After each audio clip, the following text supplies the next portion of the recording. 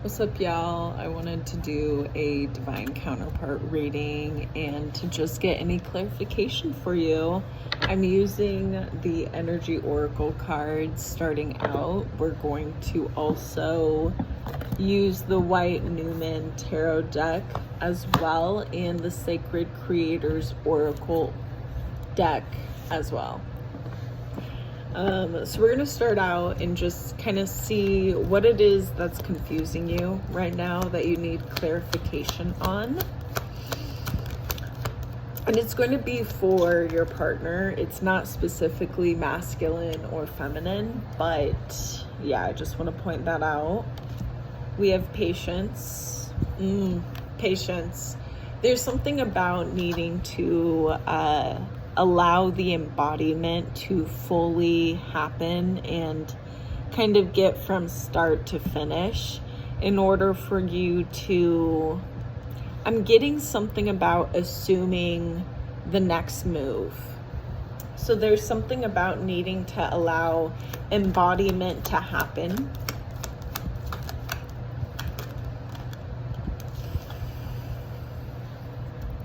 There is a dedication also for you to control those impulsive emotional responses when it comes to being impatient, when it comes to feeling like you want your desires to happen now.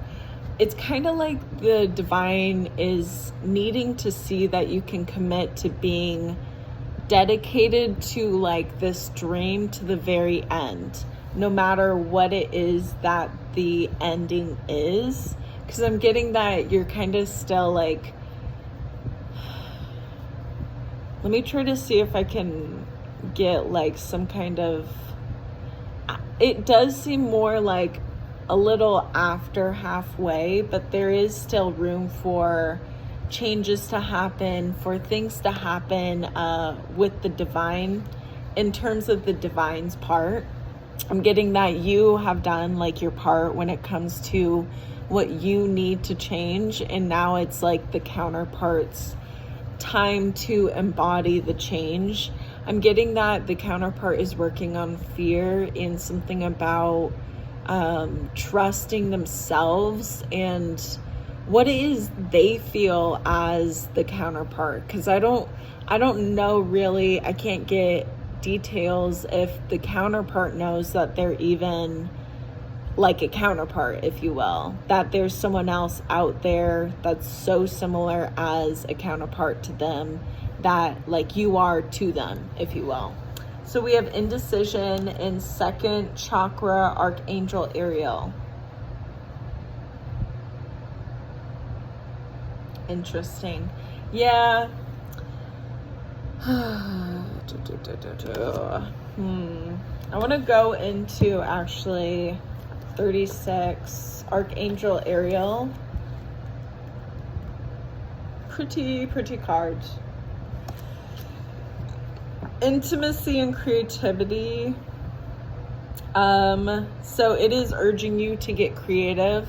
You know, there is something about right now, a way that you can kind of like take charge is to manifest and to just set that intention, that the counterpart, not to like write their own story, but it's kind of like, I'm getting kind of like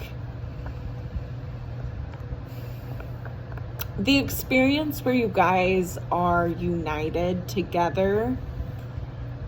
That I'm getting will help the transition and embodiment and change that your counterpart needs to kind of go through happen a bit easier. There's something about not really writing the story for them, but having you as the main character, if you will, and your counterpart's like a side person, but you still kind of like, in your main character, hear me out when I say this, in your main character perspective in like the story, the manifestation, because I'm thinking of scripting, but like in the manifestation, the script, you are united with your person, your counterpart, and they just told you that they like realize their feelings for you or something like that.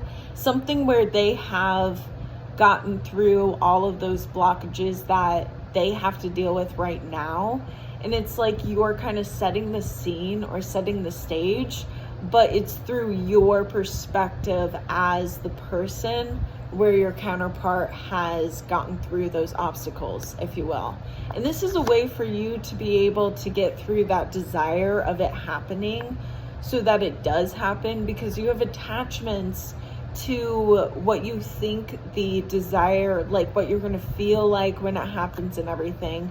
But it's kind of like you just need to work on who you're going to be when it does happen, embodying yourself in terms of when it happens for you.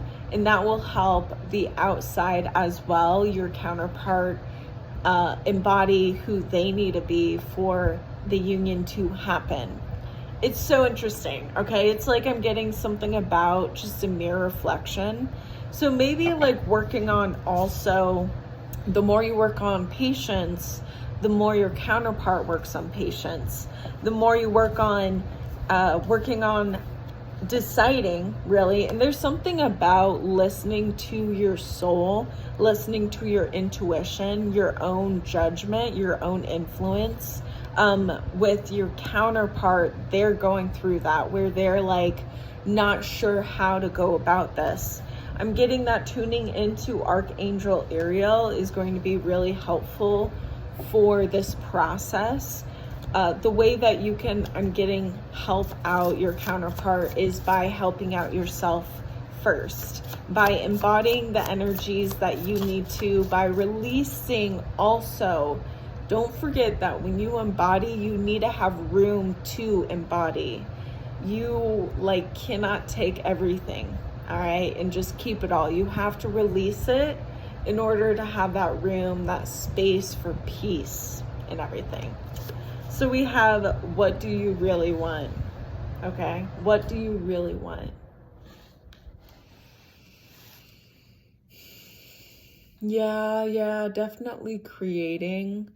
Using your imagination is also, I'm getting, a way for you to even tune into your soul, even tune into like your divine essence, if you will. The kind of like information about your divine self in this divine union. I am getting something about too. This is in terms of the collective video that I just filmed about opening up the gates and allowing yourself to trust yourself in the moment whenever it is something new and unpredictable, because it is kind of like you have to be pretty wise when it comes to going out to the unknown and to the new. And what is happening right now is, it is the new. Like, you are at a point where you have to rely on the outside to do their work as well. Like, you're relying on your counterpart. You're trusting your counterpart to do their kind of like embodiment job, if you will, releasing and renewing so that you guys can unionize, if you will. Come together. Accept and receive your magic are two cards that came out. Allowing yourself to say, okay, this is where I'm at. Drop it all the other things that don't align with where you're at anymore, okay?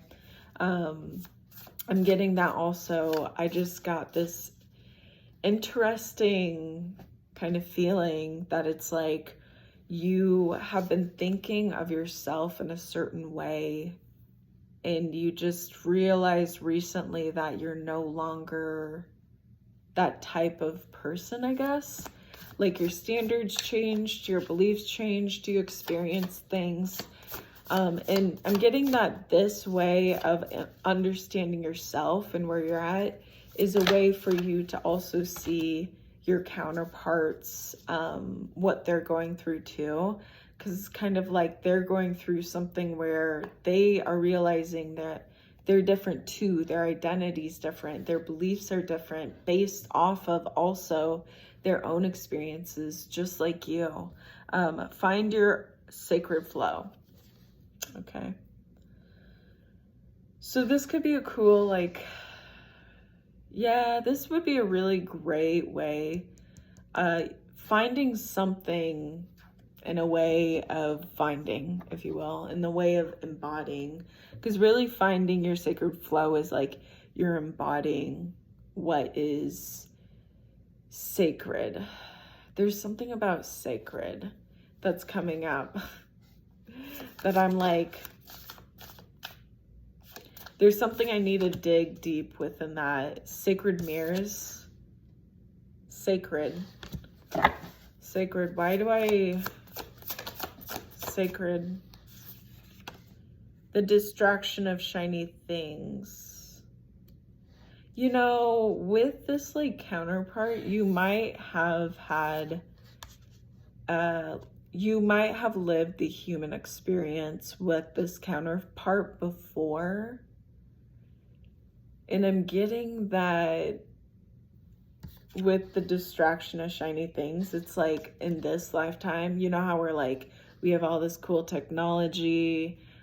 It's like a fast-paced world. It's not really grounding, if you will, in nature. And yo, my ears ringing. So like, I don't know. But I'm getting that it's kind of like, I don't know if it's a raven that likes shiny things, but I'm getting some kind of animal that just is flying, you know, on their journey, and they see something shiny down below and they're like, ooh. And it's kind of like all these shiny distracting things is heating you from seeing what it is you're actually like doing, I guess, when it comes to being part of this union, if you will. So I'm getting that there's something about if you can allow yourself to focus on the point of view with the union, this will allow what you need patience with to start to transform into the physical. There's something about needing to have dedication on kind of controlling within the physical, like the 5D of you, if you will, and allowing you to embody with intention in your 3D form, like your physical form, which will help then in your outside of you form, in the physical reality. Yeah. So you have your past supports your future.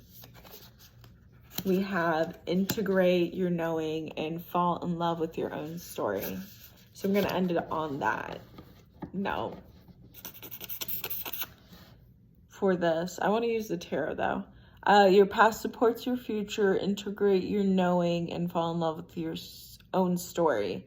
So yeah, the more that like you kind of accept this is your authentic self, and the more that you also release being attached to the past, it's easier to think of the past because you're not emotionally going to be disturbed. Like those emotions that you really don't want to deal with won't be woken up because you're thinking of a certain event in the past. Think of those emotions as a bear in hibernation. Have you ever met a grizzly bear? Probably not, because you're still alive. But they are really like, you don't want to physically meet a grizzly bear out in the wild, okay? So imagine that these emotions are like grizzly bears, and it's really hard for you to like, you know, enjoy your life dealing with this type of emotion. So these attachments are like chains around this grizzly bear's neck. And when you think of these past events, you're like tugging on this freaking bear, and the bear's like rah, rah, rah, and you get destroyed. You found a way though, somehow, to cut cords with that past, with those chains with the bear in the past. And so now you're able to live your life in the now with authenticity, with courage and bravery of showing it in the light, because you know it's you. Like, you've lived it before and somehow you're here now and you're living it again. The essence of who you are, your authenticity. And there's something about loving who you are, your authenticity, that will help integrate in the physical those union bridges of you and your counterpart meeting in the physical. Because I'm getting that there's a lot of needing to release past emotional attachments, or needing to cut emotional attachments to the past, whether it's this lifetime or a different, like whether it's this human experience or a different human experience. It's just like needing to cut that will allow you to feel a lot more kind of like you can see a lot more clearly what feels right in terms of making decisions that fit more comfortably with you and your authenticity and what you really think in terms of your own opinion of the human experience. There is something I wanted to mention about the Ten of Wands where the person's more in the calmer kind of forefront. And I'm getting that your wisdom, what you know, integrate your knowing. I'm getting that this wisdom allows you to feel more comfortable making decisions in moments where before you were having a hard time even being able to concentrate, being able to focus, like in the times that it was so distracting. Now you feel a lot more calmer when it comes to making decisions of kind of like knowing what you want to do for yourself and not focusing on other people and what their opinion of what you need to do with yourself. Page of Wands. And then I'm going to wrap this up as well in the world. Because I know that like this is totally about your counterpart and everything.